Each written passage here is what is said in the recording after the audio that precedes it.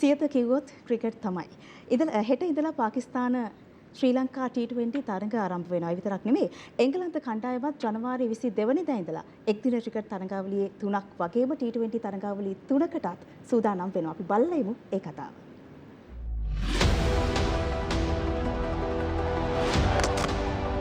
උදාවන 2026 වසරාරම්භයේදීම සටන්කාමී සිංහ පෝතකින් ක්‍රිකට් ලොව අති ප්‍රබල දැවැන්තයින් දෙපිරිසක් සමග සිය මව්බිමේදී විජයග්‍රහණය උදෙසා වීරියෙන් සටන් වදින ජවෙන් නොවෙනස් අදිටනින් පන්දුවත් පිත්තත් ගිනියම් වන උද්වේගකර ක්‍රිකට් තරඟාවලි දෙකක්.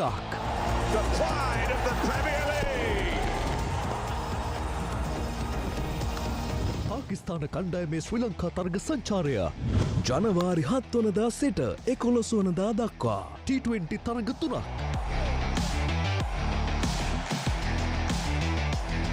එංගලන්ත කණ්ඩායමේ ශ්‍රී ලංකා තරග සංචාරය එක්දින තරග 3ක් T20 තරග 3ක්.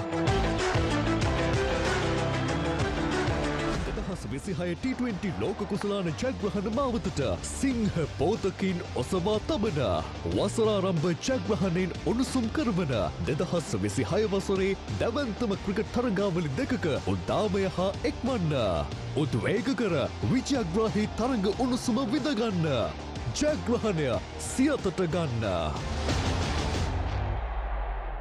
පහුගිය තරඟවලදී තිබ්බා පොඩි ලැප්සස්. ඉතින් ඒවා මග හරවාගෙන හොඳ වර්ල්ඩ් කප් එකට ප්‍රිපෙයාර් වෙන්න මේක හොඳ ඔපචුනිටි එකක් කියලා මම විශ්වාස කරනවා. පිචර්ස් ගැන හොඳ අවබෝධයක් තියෙනවා. ඉතින් අර කන්ඩිෂන්ස් එක්ක ගොඩක් ප්ලේ කරන්න වෙයි මේ ටූර්නමන්ට් එකේදී. වෙනස් ක්‍රීඩකයෝ යොදා ගන්න තා බලාපොරොත්තු වෙන්නේ. මොකද සඳහන් කළ ආකාරයට අපිටත් වගකීමක් තියෙනවා ප්ලේයර්ස්ලාට පොඩි chance එකක් දෙන්න ලංකාවේ වර්ල්ඩ් කප් එකක් හින්දා මම හිතන්නේ එංගලන්ත සංචාරය වෙද්දී වර්ල්ඩ් කප් එකට ප්ලේ කරන කට්ටියම යූස් කරන්න තමයි ප්ලෑන් එක තියෙන්නේ. කාටවත් මම හිතන්නේ අසාධාරණයක් වෙයි කියලා. මම හිතනවා මේ වර්ල්ඩ් කප් එකේදී හොඳම ක්‍රීඩකයෝ 15 දෙනා යොදා ගන්න පුළුවන් වෙයි කියලා. රටේ ලෝකෙ සිදුවන උණුසුම් පුවත් දැනගන්න සියත නිවුස් YouTube channel එක අදම subscribe කරන්න.